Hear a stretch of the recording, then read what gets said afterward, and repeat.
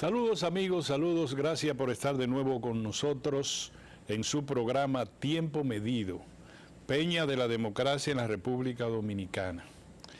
Muchas gracias, señores. Este programa yo estimo que realiza un buen servicio al país, porque estamos participando de los temas fundamentales de la nación. No quiere decir que nosotros una que otra vez tratemos temas coyunturalmente cotidianos, valga el término, temas que revisten importancia, pero que su durabilidad es el día donde se está, cualquier cosa de eso que está pasando. Aquí tenemos un problema en la comunicación en la República Dominicana. Hay un, ¿cómo se llama?, que la gente tiene mucho en el estómago, Esquilobacter. La prensa tiene mucho esquilobáctero, y cualquiera dice lo que le da la gana, no, sin calidades para ellos, sin haber investigado, solo ni con amarillismo, porque el amarillismo es dado a quienes conocen, a quienes pueden promover un tipo de suceso, de situación, de ideas, llevarla a su máximo estándar sobre la base de la exageración. Pero lo que yo hablo es que la prensa está llena de mucha gente ignorantes, y si no, con un síndrome del esquilobáctero, eso que daña el estómago, ¿verdad? Y por tanto nosotros, los que tenemos tantos años en la televisión, en la radio, en la prensa escrita, como corresponsales extranjeros y demás, que somos la minoría, pero debemos incidir en la calidad del debate. Ahora mismo yo le voy a poner el ejemplo de por qué yo estimo importante este programa y lo que son como este programa, que no se trata del sensacionalismo para llenar, para decir que tienen grandes ratings o para decir que tienen mucha fuerza en las redes. No, es para orientar al país. Le voy a decir, el debate alrededor de la crisis haitiana y sus implicaciones o sus riesgos que se miden en desborde migratorio o degradación de los niveles de soberanía nacional, de seguridad pública, del empleo y del sistema sanitario del país. Todo eso nosotros lo tenemos como un problema delicado, dramático. Sin embargo, el fin de semana, yo no sé cuáles hilos se mueven que produjeron un nivel digamos, ¿cómo le puedo yo decir a esto? Un nivel de calentamiento de una caldera que puede explotar.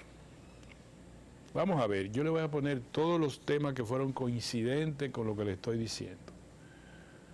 Lo primero fue el abordaje, la irrupción de grupos de vándalos asociados a bandas haitianas que penetraron en la zona franca binacional ubicada entre el lado dominicano de Dajabón y el lado haitiano, me voy a acordar el lado haitiano, que penetraron, causaron destrozo, dieron una demostración de fuerza.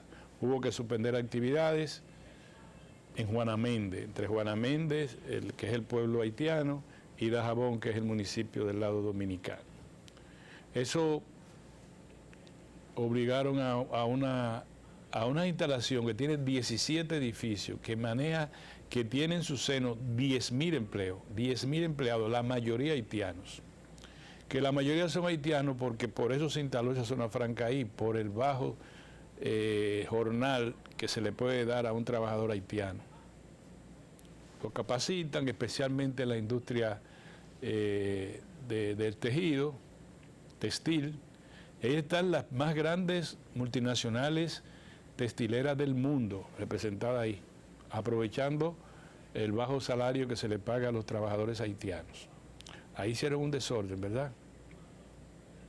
Número uno, eso obligó incluso al alcalde de Dajabón a suspender el mercado binacional, que no se suspendió nada porque nadie puede detener la multitud de ciudadanos haitianos que cruzan la frontera por la puerta legal para ir a tener el alimento de subsistencia, que pueden ser 4 ramos, rabillas de plátano, 2 huevos, lo que sea, e ir a comer del otro lado, lo que puedan, a sobrevivir.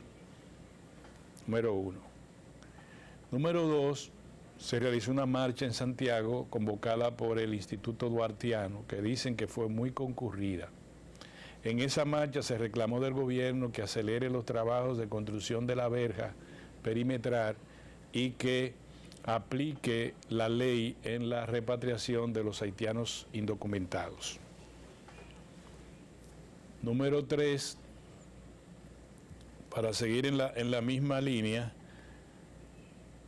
un general de la Policía Nacional que ha sido entrenado y capacitado en asuntos de defensa nacional, afirma en un video muy difundido en las redes, que por cierto le agradezco a los amigos que me lo han enviado por redes también, y me dicen que lo comente, que mire qué cosa más grave. El general dice que el país no está preparado, está en desventaja ante una, dice él, general, una inminente guerra con Haití. Y dice, comienza a hablar de todas las dotaciones militares, de que adolecen, no tienen armas, no tienen qué sé yo cuánto, sustituyeron los tanques, bueno, una cosa ahí. Van otro elemento que incrementa la caldera, ¿verdad? Eso fue difundido enormemente. Y le quiero decir a los amigos que me piden que comente eso, decirle que tampoco podemos, y es lo que quiero hoy en este comentario decirle a ustedes, tampoco nosotros podemos elevar más de la cuenta, calentar más de la cuenta un debate que debe ser llevado con sentido común, con alto interés nacional, con mucha conciencia patriótica y no desbordarnos. Dicen los chinos que uno tiene que pelear, debatir en este caso, con razón, con ventaja y sin sobrepasarse. Con razón hay que tener la razón. Uno tiene que pelear en el entendido, en la conciencia de que uno tiene la razón. Además de que uno tiene la ventaja en el debate, en este caso en el debate, pero sin sobrepasarse. El otro elemento que prácticamente hace estallar la caldera ha sido el asesinato cruento, vil, de un hacendado en la comunidad de Estero Hondo, en la Isabela, Puerto Plata, junto con 2 de sus empleados, degollados. Y se indica que el haitiano que estaba a cargo de ordeñar la vaca de la finca de ese hacendado, tío paterno del general José Miguel Soto Jiménez, uno de los principales líderes del mentado proyecto nacionalista.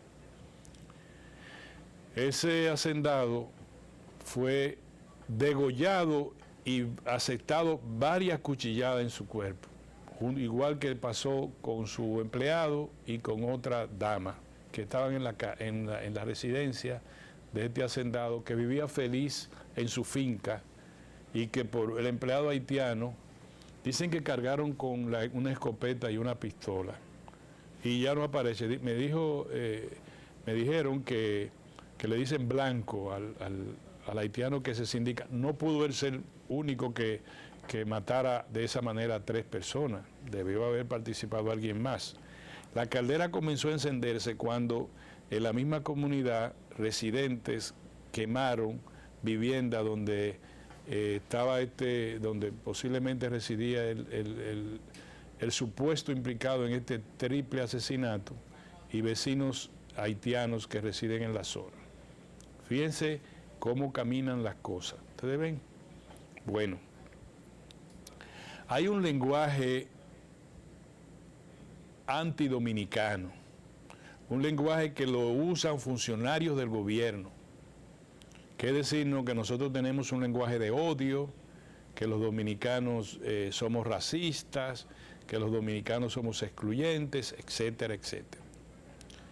Pero hay otro lenguaje que es la inversa, es un lenguaje que pretende ser muy radical con el tema haitiano. Y entonces ahí dañamos la fórmula de con razón, con ventaja y sin sobrepasarnos. La vida no se trata de resolver el tema de golpe y porrazo si se pudiera, no.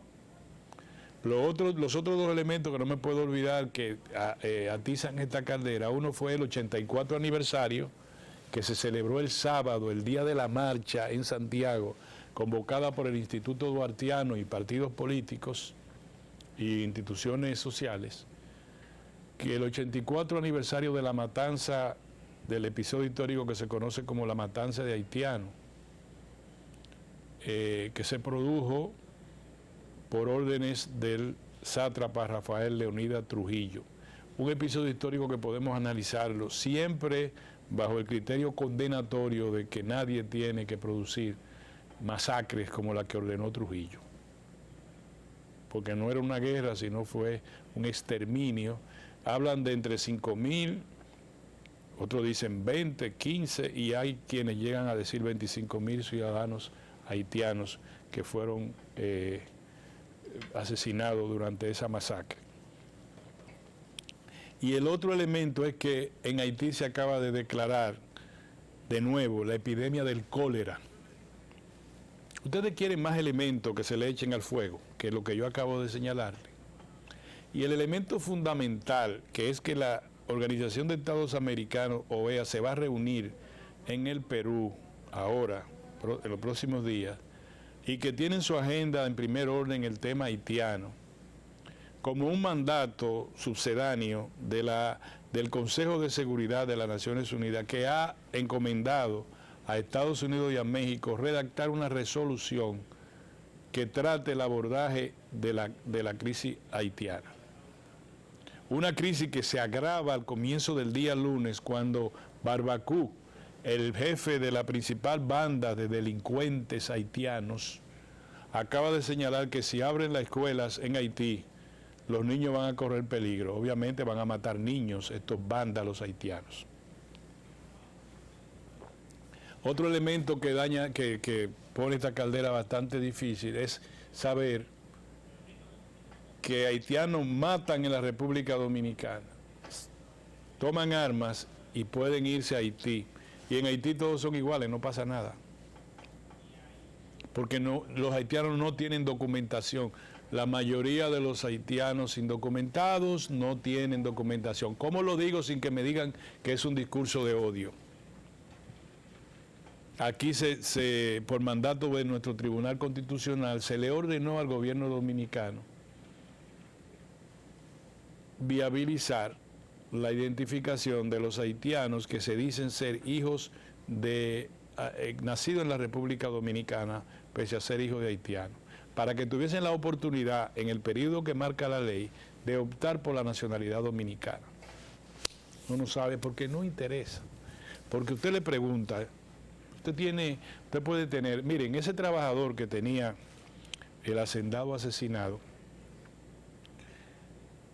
99% de posibilidad de que no tuviera ningún tipo de documentación. Le dicen blanco, es negro pero le dicen blanco. Y ya. Pues todo esto, el único que puede intervenir para bajar esta caldera es el gobierno. Porque como escuché esta mañana a un dirigente bastante radical, como lo es Vinicito Castillo, respecto al tema haitiano, en el momento en que está ocurriendo todo esto, el director general de Migración estaba limpiando una franja del litoral playero, no sé de dónde, y salía en su foto para las redes limpiando la playa. Ese no es su trabajo en este momento. Ese no es su trabajo. No es su trabajo, mi querido amigo, no es su trabajo. El gobierno tiene que aplicar la ley migratoria.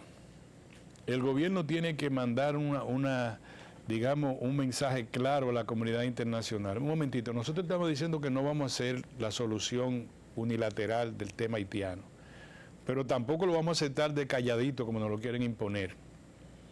Nosotros vamos a tener la guardia en toda la frontera. A mí me gustaría cerrada, pero bien, no se puede. No, cerrada no, porque también uno tiene que ver los vaivenes de las cosas. Primero nosotros tenemos que dar alimentación a la población haitiana en la medida en que el intercambio comercial con Haití se haga próspero, se haga bien, se haga bueno. Y nuestros productores que vendan sus mercancías hacia Haití, eso está bien. Pero sí tiene que estar rigurosamente resguardado por nuestras Fuerzas Armadas. Que no es verdad, como dice el general, y quiero también con esto complacer a los amigos que me han pedido que comente esa participación de ese general retirado de la policía. Es posible que nuestro ejército carezca del instrumento bélico necesario para una guerra. ¿Pero qué guerra con Haití? ¿De qué? Haití tiene una policía de como de 3.000 agentes virtualmente desarmados. El secretario general de las Naciones Unidas le ha pedido que entre la propuesta que ha hecho es que se fortalezca la Policía Nacional Haitiana. Haití no tiene ejército. Haití quiso el malogrado presidente haitiano, Jovenel Moïse, quiso rehabilitar el ejército, por eso no se rehabilita de la noche a la mañana. Yo pregunté a un amigo mío, general de la Fuerza Aérea, en un eventual hipotético caso de una guerra convencional con Haití, ¿cuál sería el problema de las fuerzas dominicanas? Y él me dijo, sería un problema sanitario, porque tan pronto la Fuerza Aérea bombardee zonas haitianas, lo que va a haber es muchos cadáveres. Dios nos libre, por favor.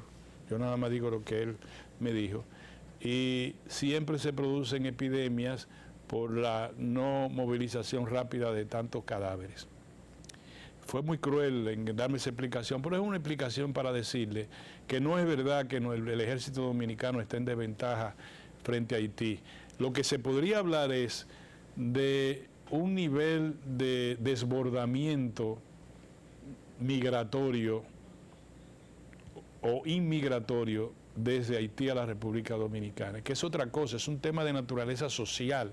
Las Fuerzas Armadas no podrían disparar contra todo el que quiera ingresar. Habría que hacer disparos de qué sé yo lo que hay que hacer, pero no es una guerra como la plantea el general. Y tampoco es el momento de hablar de guerra, por Dios, ¿qué es eso? No, un momentito. Estamos hastiados, estamos indignados, pero nosotros tenemos que recobrar. Acuérdense otra expresión que también es de los chinos. Cabeza fría, aunque arda el corazón. Hay que actuar con cabeza fría, tranquilo. Acuérdense que entre una guerra que hubo en El Salvador y Honduras, era mucho problema de naturaleza migratoria, por razones fronterizas, etcétera. Pero ¿cómo estalló? Estalló por un resabio en un partido de fútbol. Nosotros no podemos estallar con nada. Ahora, el gobierno tiene que representarnos dignamente. Nosotros no podemos. Y el alto empresariado agropecuario dominicano y de zona franca también. Porque acuérdense que la zona franca, por ejemplo, en materia del tabaco, aquí tiene la factoría en zona franca, pero toda la materia prima son los campos de tabaco, para poner un ejemplo. ¿Y quiénes tratan en todos esos campos de tabaco? A los cuales le compran la zona franca o tienen joint venture con productores locales, a los haitianos. ¿Tienen esos haitianos documentación? No se sabe. ¿Están en proporción de un 80-20 con respecto a los dominicanos? No se sabe. Porque nadie quiere aplicar la ley. Menos ahora. Miren, olvidémonos de eso, porque ya vino la campaña electoral y hasta el presupuesto general de la nación refleja el escenario político y no el contexto de crisis que vive el mundo. Por tanto, mi opinión muy humilde para ustedes es: vámonos con los chinos, con razón, con ventaja y sin sobrepasarse. Y vamos a hablar de actuar con la cabeza fría, aunque arde el corazón con respecto al tema haitiano. Y también vamos a reclamar del gobierno que aplique la ley. Nada más. No estamos diciéndole más nada de ahí, aplique la ley. La persona que no tiene documento y está en la República Dominicana tiene que ser repatriada a su lugar de origen. Si usted encuentra a un chino sin documentación legal para permanecer en territorio dominicano, háblese con la autoridad de China, porque no le vamos a pagar un pasaje a China, a ver al territorio último donde él ingresó a la República Dominicana. Porque eso se hace. Usted deporta hacia el lugar último donde ese señor, si entró por la frontera, devuélvalo al lugar donde entró. Si son haitianos, pues eso. Si son venezolanos, lo mismo. Así a nosotros nos deportan de todas partes y no peleamos. Ahora, para eso el empresariado dominicano tiene que cumplir con la ley. Y como no cumple con la ley, el gobierno debería aplicar la ley. Lógico, yo no sé quién es más fuerte, si el empresariado o el gobierno, y qué diablo es lo que vamos a hacer. Pero así es la vida. Todos esos acontecimientos, hay hilos que lo están manejando. ¿Quién sabe con cuál es el propósito? Para que la caldera explote, la gente se jarte, y en vez de nosotros reclamar justicia social para nuestro pueblo, nosotros vamos a pelear a decir, esos son los culpables. Siempre le he dicho a ustedes, les menciono cada vez que puedo, la obra de teatro y el libro que más me han influido en los últimos tiempos, que es Proceso por la sombra de un burro, que cuando terminaron, que no se pudo resolver si el dentista tenía derecho a usar la sombra que proyectaba el burro que le alquiló el asnero, cuando fueron al juez, acuérdense que yo se lo he dicho otra vez, el dentista le preguntó al juez, señor juez, bueno, primero le quiero decir que el lío vino porque el dentista le alquiló el burro al asno, ¿verdad? Asnero. Y cuando iban por el desierto, ese solazo, el dentista le dijo, el asnero iba al lado con su burro agarrado y el dentista montado en el burro. Le dijo, mire, vamos a pararnos aquí para yo sentarme a la sombra que proyecta el burro y descansar del sol. Y el asnero le dijo, no señor, usted tiene que pagarme por la sombra. Yo a usted le alquilé el burro, pero no le alquilé la sombra. Se armó un lío, fueron donde el juez, el dentista le dijo al juez, señor juez, no es cierto que si yo alquilo el burro tengo derecho y usufructo sobre la sombra que produce el burro. El juez le dijo, muy cierto, usted tiene derecho. Pero el asnero le dijo, señor juez, y no es cierto que una cosa es el burro y otra cosa es la sombra. Ahí se armó el lío. Se armó un lío tan grande que se formaron partidos políticos, uno a favor del asnero y otro a favor del dentista. El partido de la sombra era del dentista y el partido de los burros era el partido del asnero. ¿Qué terminó? Que quemaron todo el pueblo con actos de terror y todas las cosas. Cuando el pueblo estuvo quemado y en ruina, el burro pasó por el centro del pueblo y todo el mundo culpó al burro. Ese es el culpable, el burro que va ahí, pero ¿por qué el burro es culpable? Y por primera vez habló un burro y le dijo al público, dirigiéndose al público, señoras y señores, ustedes nunca han oído un burro hablar, pero óiganme a mí. Yo solamente quiero preguntarles, ¿fui realmente yo el burro de esta historia? Y yo no quiero que esa historia del proceso por la sombra de un burro se reedite en términos reales con el tema haitiano. Que alguien quiere que aquí se arme una vaina, o alguienes, porque de otra manera no pueden ser tanta coincidencia. Todo esto se resuelve, queridos amigos y amigas, si el gobierno hace cumplir la ley. Más nada. La ley para los empresarios al contratar ciudadanos haitianos o indocumentados de cualquier lugar, en la proporción, si están documentados respecto a los dominicanos. Señores, la zona turística, yo no quiero decir quiénes son. Aquí hablamos de que en Bávaro hay un gueto haitiano, que ahí nadie entra, que eso es haitiano, que si yo cuánto, sí. ¿Quién fue que quién fue que creó ese gueto? Los empresarios de la rama turística y de la construcción, que necesitándolo a 3 cheles, lo contrataron y le dijeron, váyanse allá, ese lado le vamos a dar a ustedes ahí. Lo que pasa es que aquí nadie lo dice así, porque cuando se trata de, ustedes saben, no se dice la verdad. Ay, míralo ahí, están ahí, por ahí no se puede entrar, eso es mucha violencia. Pero ¿quién fue que puso esa gente ahí? ¿Por qué están ahí? Porque vinieron de Haití y dijeron, ay, qué bonito está esto, vamos a quedarnos aquí. Por eso. Señoras y señores, no dejemos que los titiriteros nos lleven y nos levanten la mano y uno haga así, y va la mano para acá. No, señor, nosotros tenemos cabeza para pensar. Y esto por lo menos se alivia si el gobierno cumple con la ley. Más nada, que cumpla con la ley. Muy bien. En estos 3 minutos que me quedan de esto, yo quiero dar una opinión jurídica. Y me parece que algo también está caminando con el tal Mantequilla.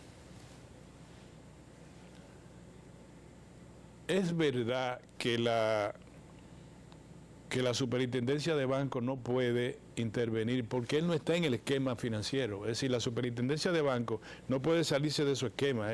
La superintendencia de bancos fue creada para supervisar al sector financiero que compone la banca múltiple, el sistema mutualista y las financieras formalizadas en sentido general. ¿Ya? Pero si alguien se para en un parque, en un cualquier inmueble y dice, yo le voy a resolver el problema a ustedes, señores, yo soy Einstein. Ustedes me dan 100 pesos y yo le devuelvo, en un mes le voy a devolver 200 pesos. Y todo el mundo dice, bueno, ahí no hay estafa. Vamos a ver, señores, 2 cosas. Primero, ¿qué es una estafa?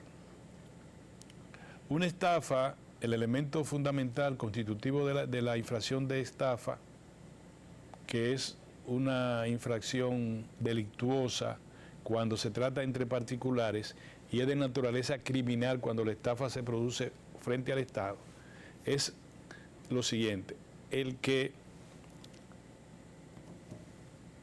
en virtud de un ardid, una estratagema, un engaño, sustrae dinero o bienes de la víctima, ¿ya? Entonces me dicen, bueno, pero que no está tipificado, que espérate, que eso hay que esperar. No, espérate.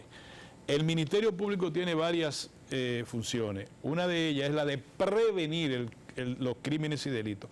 Prevenir lo quiere decir que no se cometan. Por tanto, en esa virtud, el fiscal de Monteplata, que abarca el municipio de Sabana Grande de Boyá, está autorizado por la ley, por la Constitución de la República, a indagar si ahí se está incurriendo en el delito de estafa. Pero que eso no puede ser porque la voluntad de la parte, si yo le doy los cuartos a él, pero la estafa es la voluntad de la parte. Hay 2 formas, una es la estafa y otra es el abuso de confianza, que es mayor, pero de eso no voy a hablar. La estafa es voluntad, es que usted me engaña con un ardid. Entonces, ¿qué debe hacer un fiscal? Vaya y dice, no, yo no te voy a explicar, porque sí, mira, yo le entregué su cuarto, sí, pero todo el mundo sabe lo que es el sistema ese Ponzi, es decir, yo te voy pagando a ti con lo que me dé el otro, y del otro. Cuando se acabe, los últimos se van a fuñir. Pero bien, ¿dónde está su certificado que usted paga sin impuestos? ¿Dónde está? Nosotros queremos saber de dónde usted saca los fondos que usted tiene, que usted si a la Cámara de Comercio usted fue y usted constituyó una compañía, si esto, si lo otro, todo se puede averiguar, no, pero lo que se quiere es que eso se mantenga en las redes y en vez de los problemas que tenemos, que nosotros hablemos del tal Mantequilla este. Y tiene razón una persona que me escribió y me dijo, pero León, nadie dice a los mantequillas que hay en las torres, en las grandes torres que estafan y que al final es que se sabe, es verdad. Vamos a trabajar con las torres, vamos a buscar a los mantequillas que están en las torres y vamos a buscar a los mantequillas que están estafando a gente como en una comunidad como esa, que lo que se están ganando, su dinero proviene de actividades económicas ligadas a la ganadería, a la agricultura y al comercio. Y que, por una razón que yo no quisiera decirlo así para no ofender a nadie, creen que es verdad que ese señor le multiplica el dinero, pero la culpa la tiene el Ministerio Público, que no tiene suficientes pantalones para decir nosotros no vamos a permitir esa jugarreta. El Ministerio Público tiene un área relacionada con lavado de dinero proveniente de actividades delictuosas. Son muchas formas que se pueden abordar a ese tipo, pero abusan de nosotros, porque el primero que abusan es los que no aplican la ley, porque no le da la gana de aplicar la ley. Vámonos a un cambio, señores.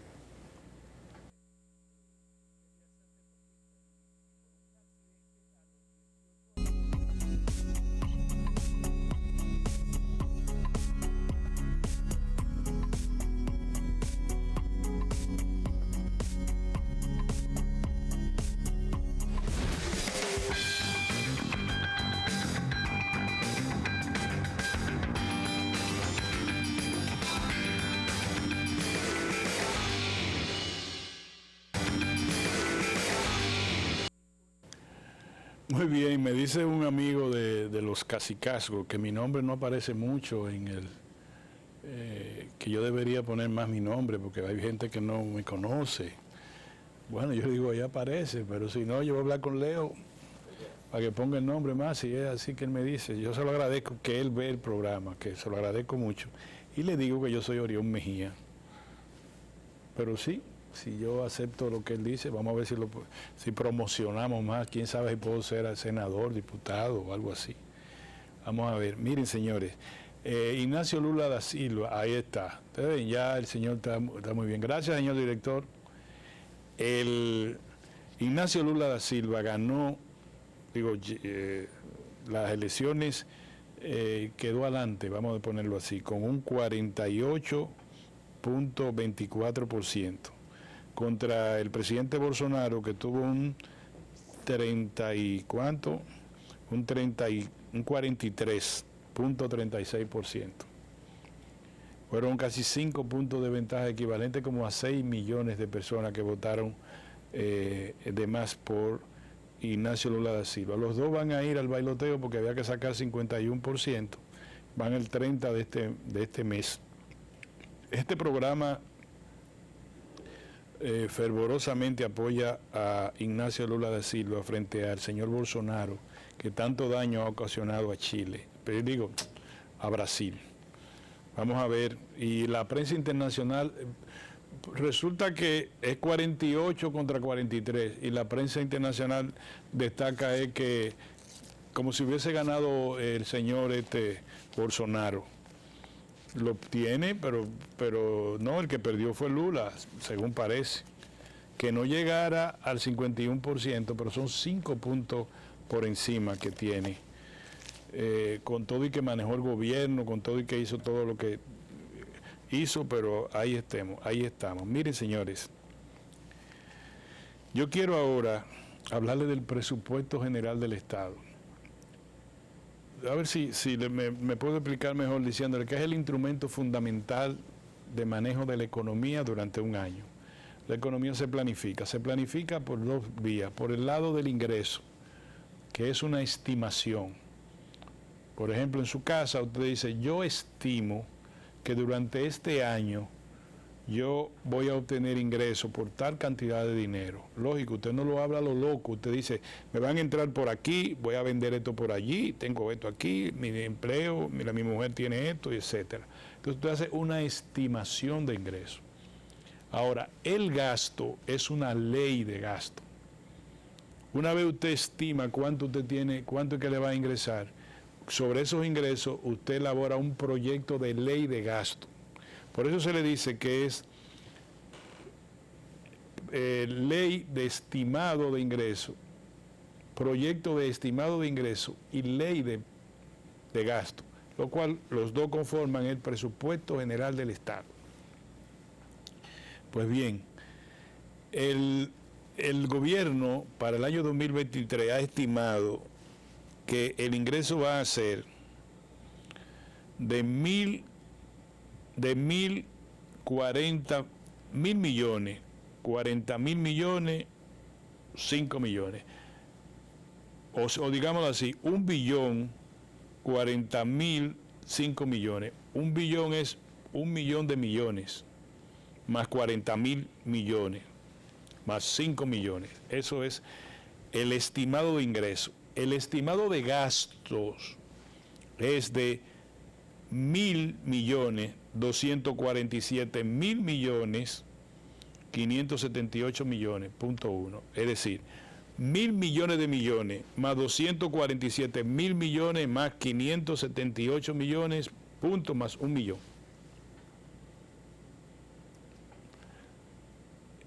Entonces, eso tiene un déficit, que el gobierno lo estima en un 3%,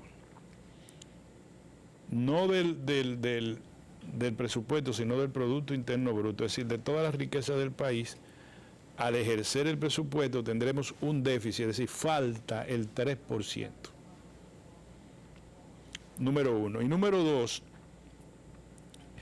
hay varias cosas que yo quisiera comentar con ustedes. La primera es que este presupuesto se diseña en un contexto bien difícil.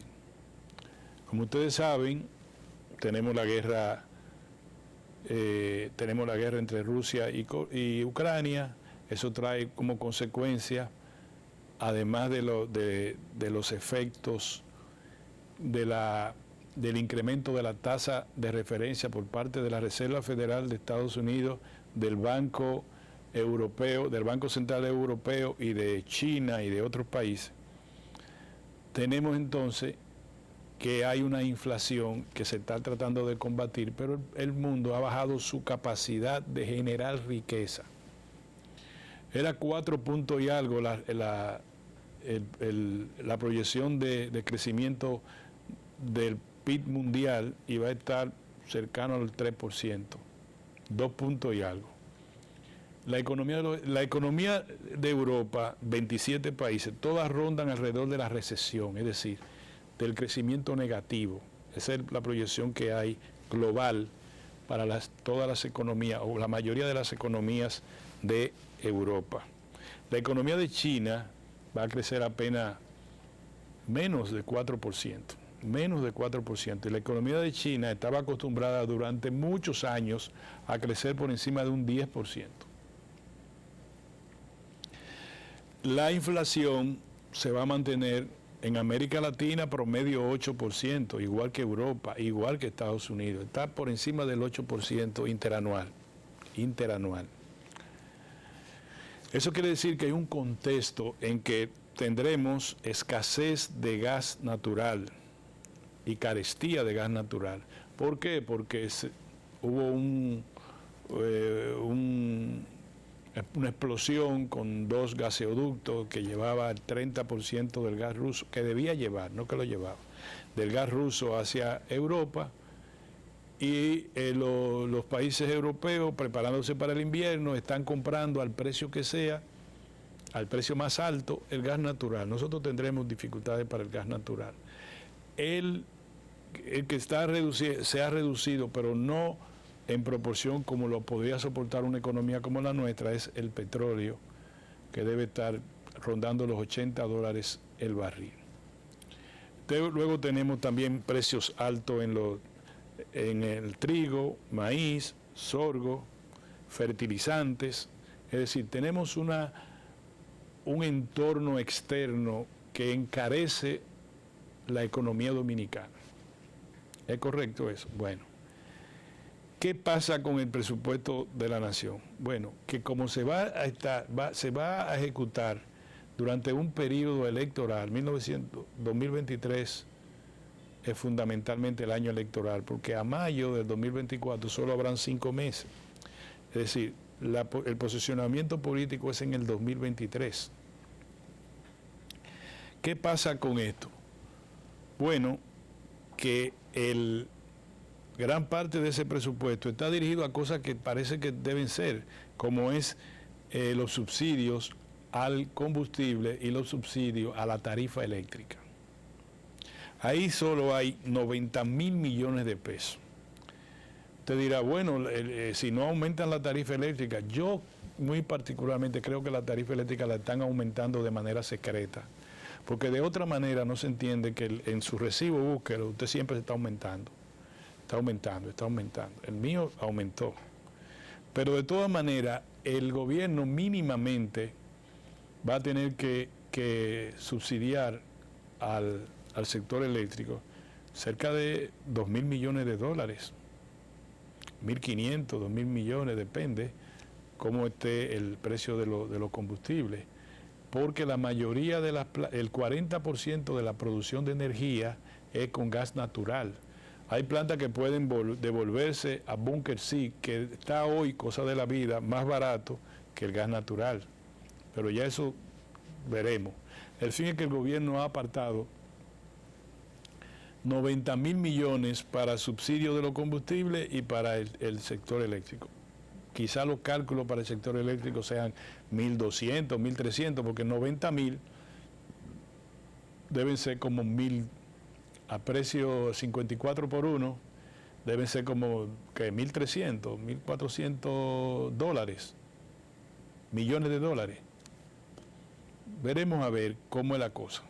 Pero entre energía y combustible, nosotros vamos a estar hablando de 90.000 millones de pesos. Pero ¿qué pasa? El servicio de la deuda externa, como en su casa, usted tiene un servicio, usted tiene que pagar deuda, tiene que pagar celular, tiene que pagar la tarjeta, tiene que pagar la casa, tiene que pagar muchísimas cosas. Bueno, igual el gobierno tiene un servicio de la deuda externa. El servicio de la deuda externa es equivalente al 23% del presupuesto. En términos, no lo anoté en términos absolutos, pero tiene que estar por mucho más de 300, cerca de 300.000 millones de pesos, si es el 23%, es decir, de todo el presupuesto estimado de ingresos, el 23% es pago del servicio de la deuda externa que se vence este año. Quiere decir los intereses y la amortización de capital, pero ahí mismo, quizá por esa misma cantidad, está establecido en la ley la emisión de bonos soberanos. Los bonos soberanos que vamos a colocar en el año 2023 van a colocarse a mucho mayor valor, o sea, mucho mayor costo, por una razón muy sencilla, porque la Reserva Federal sigue aumentando la tasa de interés de referencia del dólar. Por consiguiente,